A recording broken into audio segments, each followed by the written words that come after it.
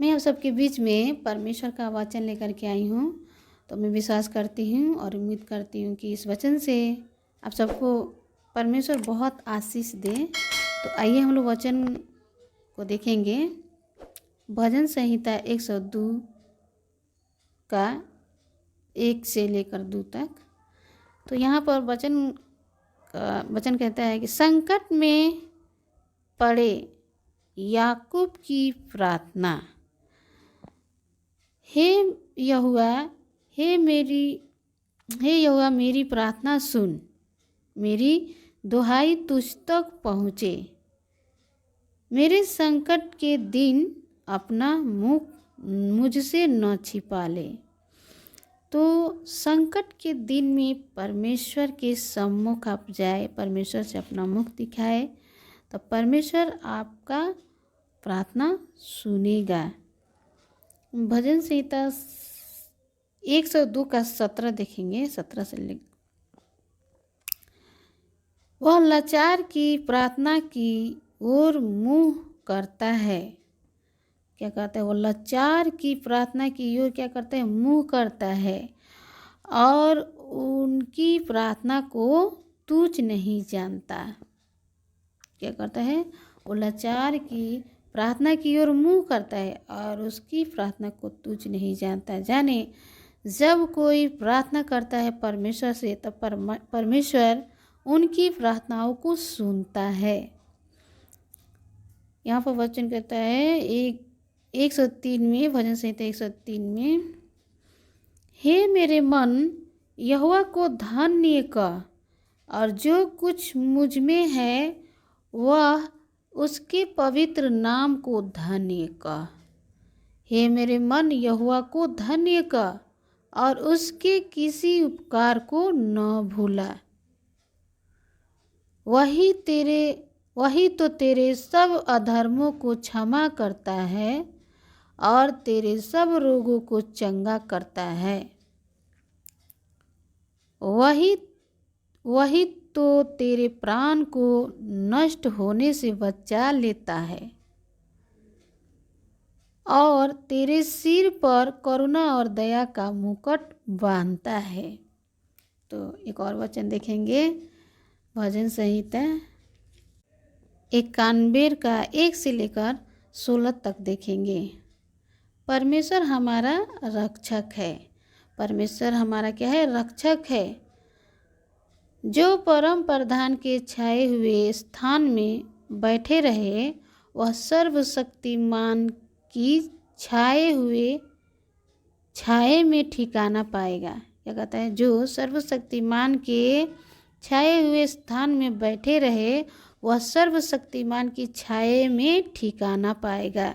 तो कौन लोग परमेश्वर के छाए में बैठते हैं? कौन लोग ठिकाना पाते हैं? वही जो परमेश्वर से प्रार्थना करते हैं, परमेश्वर के निकट रहते हैं, परमेश्वर से अपना रिश्ता बना कर रहते हैं। प्रार्थना समय परमेश्वर के छाए में बैठते हैं। जब हम प्रार्थना करते हैं तो परमेश्वर के छाए में बैठते हैं, तब हम परमेश्वर के छाए में क्या पाते हैं? ठिकाना पाते हैं। मैं यहोवा के विषय कहूँगा, वह मेरा शरण स्थान और गढ़ है।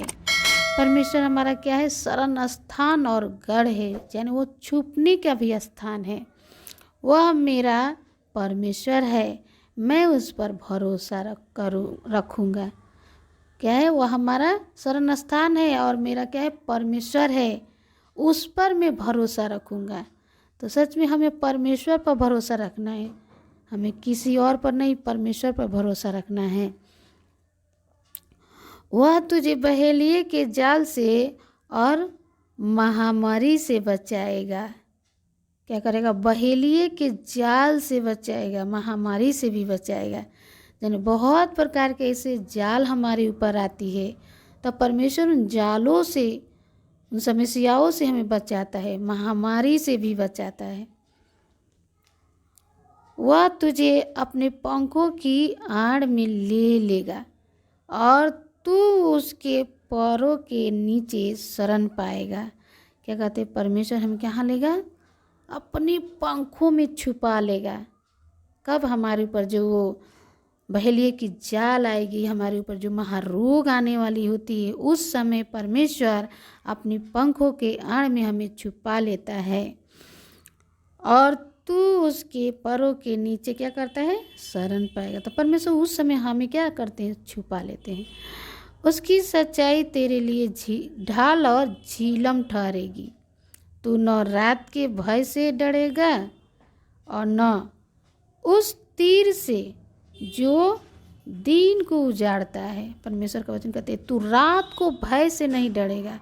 रात में बहुत प्रकार की भय होती है, बहुत प्रकार के लोग डर जाते हैं, हर एक युक्तियों से डर जाते हैं। कोई शैतान से, कोई शैतान के छाया से, भूत प्रेत की छाया से डर जाते हैं रात के समय। कोई रात में बुरी बुरी सपन आती है, उससे डर जाते हैं।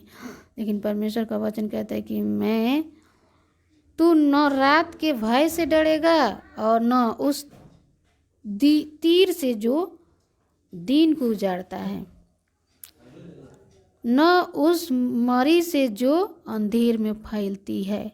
परमेश्वर आपको रात के भय से भी बचाएगा और दिन को उन तीरों से बचाएगा, जो दिन में बहुत प्रकार की घटना आने वाली होती है मेरे जीवन में, या घर से बाहर जाते समय, या एक्सीडेंट से, या मारधाड़ से, या खूना खराबी से। बहुत प्रकार के दिन के समय परमेश्वर हमारी सहायता करता है। परमेश्वर हमें उन घटनाओं से बचा लेता है। जब दिन के समय हम कहीं आते जाते हैं, तब परमेश्वर हमें दिन को भी हमारी रक्षा करता है।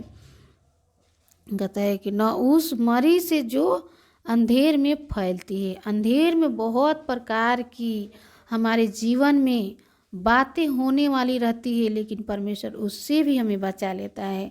और न उस महारोग से जो दिन दोपहरी में उजाड़ता है। परमेश्वर महारोगों से बचा लेता है।